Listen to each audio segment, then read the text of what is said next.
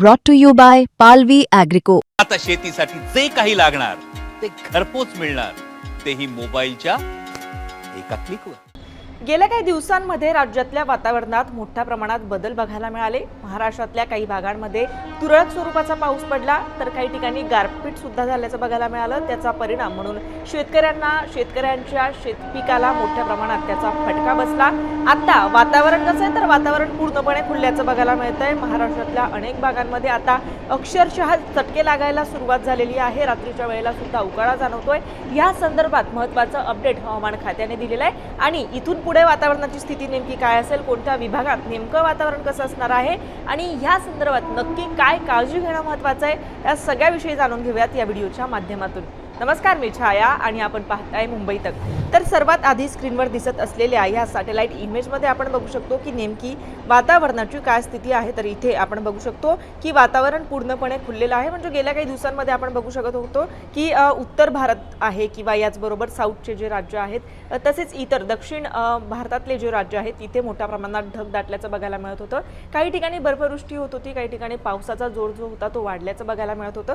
मात्र आता आपण बघू शकतो की कुठेही ढगाळ सदृश स्थिती नाहीये, पाऊस पडण्याची स्थिती नाहीये आणि वातावरण पूर्णपणे खुलल्याचं बघायला मिळतंय. हळूहळू महाराष्ट्रासह इतर जे राज्य आहेत तिथे सुद्धा उन्हाचा जो पारा आहे तो वाढल्याचं आताच्या घडीला बघायला मिळतंय. या संदर्भात एक अत्यंत महत्त्वाचं ट्विट हवामान विभागाकडून करण्यात आलेलं आहे. डॉक्टर DS पै जे हवामान विभागाचे अतिरिक्त महासंचालक आहेत त्यांचं ही ट्विट आहे. त्यांनी ट्विटमध्ये म्हटलंय, 1901 पासूनच्या नोंदीनुसार फेब्रुवारी महिन्यात किमान तापमानाचा पारा आतापर्यंतच्या सर्वोच्च पातळीवर होता. कमाल तापमान आतापर्यंतचे दुसरे सर्वोच्च ठरले. पश्चिम किनारपट्टीवरील केरळ, कर्नाटकसह कोकणात उष्णतेची लाट होती. सध्या सौम्य ला निना स्थिती असून लवकरच तटस्थ एल निनो निर्माण होण्याचे संकेत आहेत.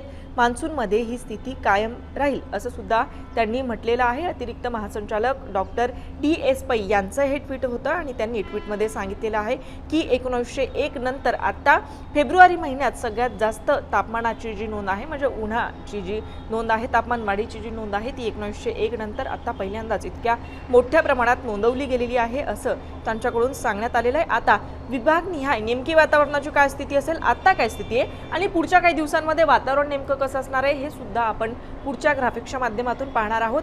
तर कोकण विभागात नेमकं वातावरण कसं असेल, कोकणात मुंबई, ठाणे, रायगड, रत्नागिरी, सिंधुदुर्गमध्ये निरभ्र ते अंशतः ढगाळ आकाश असण्याची शक्यता आहे.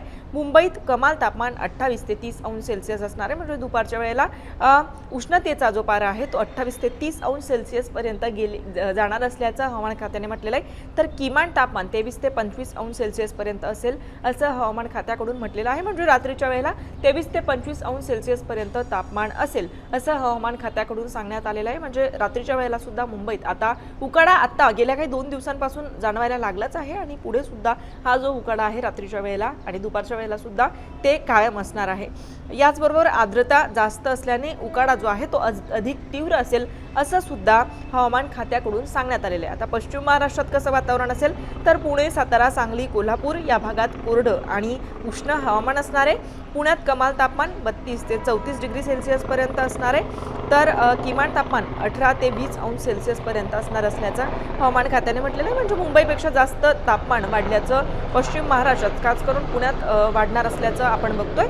तर किमान तापमान म्हणजे थंडी इथे 18 ते 20 अंश सेल्सिअस पर्यंत असेल असं सुद्धा सांगितलेलं आहे. उत्तर महाराष्ट्रात काय स्थिती असेल, तर नाशिक, धुळे, जळगाव आणि नंदुरबारमध्ये तापमानात सारखी चढ उतर बघायला मिळेल पुढच्या काही दिवसांमध्ये. नाशिकमध्ये कमाल तापमान 31 ते 33 अंश सेल्सिअस पर्यंत जाणार आहे. तर किमान तापमान इथे 17 ते 19 अंश सेल्सिअस पर्यंत जाणार असल्याचं हवामान खात्याकडून सांगण्यात येत आहे. आता मराठवाड्यात काय स्थिती असेल, तर मराठवाड्यातलं छत्रपती संभाजीनगर, जालना, बीड, लातूर, नांदेड, परभणी आणि धाराशिवमध्ये उष्ण आणि कोरडं वातावरण असणार आहे. कमाल तापमान इथे 33 ते 35 अंश सेल्सिअस पर्यंत असेल.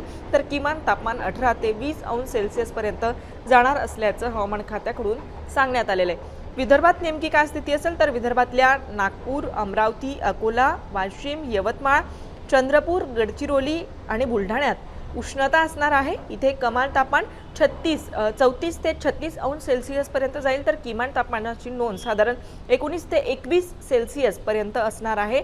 पूर्व विदर्भात थंडी कमी होतीये, तर उन्हाचा तडाखा वाढत असल्याचं आताच्या घडीला बघायला मिळतंय. तर अशा पद्धतीने विभागनिहाय वातावरणाची नेमकी काय स्थिती आहे ते आपण बघितलेलं आहे. मात्र उन्हाचा पारा जो आहे तो दिवसेंदिवस वाढतोय, उकाडा वाढतोय, त्यामुळे काय काळजी घेणं महत्त्वाचं आहे. तर भरपूर पाणी प्या, सूर्यप्रकाश टाळा, उन्हात जाणं, दुपारच्या वेळेला बाहेर पडणं टाळा आणि उष्णतेशी संबंधित आजारांपासून सावध राहा, असं सुद्धा या काळजी घेणं सुद्धा महत्त्वाचं आहे, असं हवामान खात्याकडून सांगण्यात आलेलं आहे. तर अशा पद्धतीने वातावरणाची आत्ता काय स्थिती आहे, पुढच्या काही दिवसात वातावरण नेमकं कसं असणार आहे, असं हे सगळं आपण या व्हिडिओच्या माध्यमातून पाहिलेलं आहे. या संदर्भात तुमचे काही प्रश्न असतील किंवा तुमच्या भागात नेमकी वातावरणाची काय स्थिती आहे ते सुद्धा तुम्ही कमेंट करायला आम्हाला सांगायला विसरू नका. हा व्हिडिओ पाहिल्याबद्दल धन्यवाद.